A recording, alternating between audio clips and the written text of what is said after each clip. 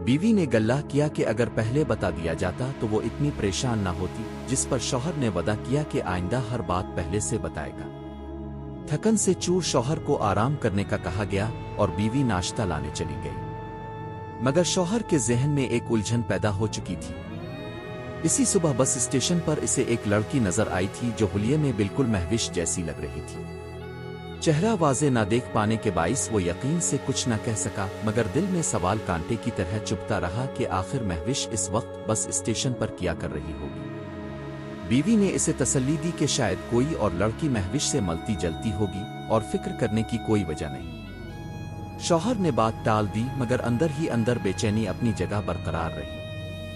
इसी दौरान फोन पर एक और पैगाम मौसूल हुआ कि मैश अचानक बीमार पड़ गई थी और ये कहा गया कि छुट्टियों पर लेने आने की जरूरत नहीं, अगर जल्दी निकलना पड़ा तो किसी दोस्त के साथ आ जाएगी। जवाब में बस इतना कहा गया कि जैसे तुम्हारी मर्जी।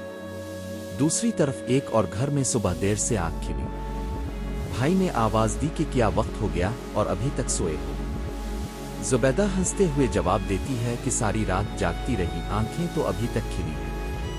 भाई ने छेड़ा के लगता है सारी रात इसी की याद में जागती रही। बात मजाक में टल गई और जुबैदा ने भूख का इजहार करते हुए कुछ खाने पीने का बंदोबस्त करने को कहा। फिर शहजाद के कमरे की तरफ बढ़ गई क्योंकि आज उन्हें कहीं बाहर जाना था।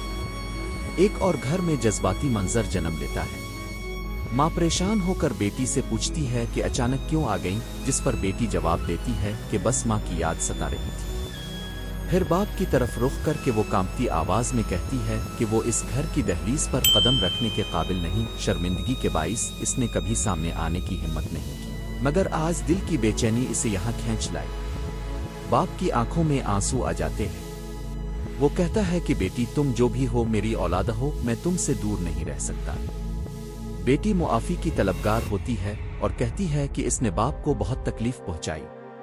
बाप इसे अंदर बुलाता है, वक्त कम होने का कहकर जल्दी करने को कहता है। मगर इसी लम्हे एक और आवाज गूंजती है। भाई रकम का तकाजा करता है, बैंक जाने की जल्दी में। माँ को आवाज दी जाती है, शोर मचता है और खानदान की उलझी हुई जिंदगी की एक और तस्वीर सामने आती है।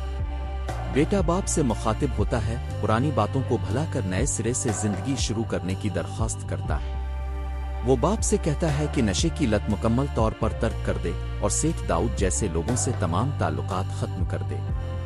बाप वदा करता है कि अब कोई गलती नहीं दोहराएगा और एतराफ करता है कि जमाना बदल चुका है, अब किसी पर आंखें बंद करके भरोसा नहीं करना चाहिए।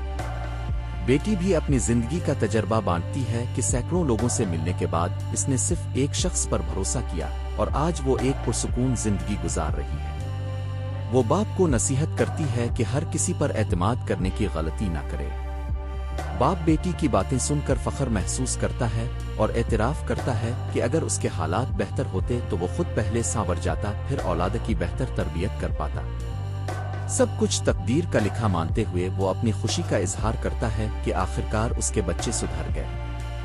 घर में बैठकर बातचीत जारी रहती है कि बाप के लिए कोई छोटी मोटी नौकरी तलाश की जाए ताकि घर के अखराजात पूरे हो सके। बेटा अपने जानने वालों से बात करने का वादा करता है। साथ ही वो बहन को शाम में कहीं बाहर ले जाने की खुशखबरी देता है, ये कहते हुए कि इसने दूसरों के लिए बहुत काम किए मगर अपनी बहन को कभी सैर नहीं करवा सका।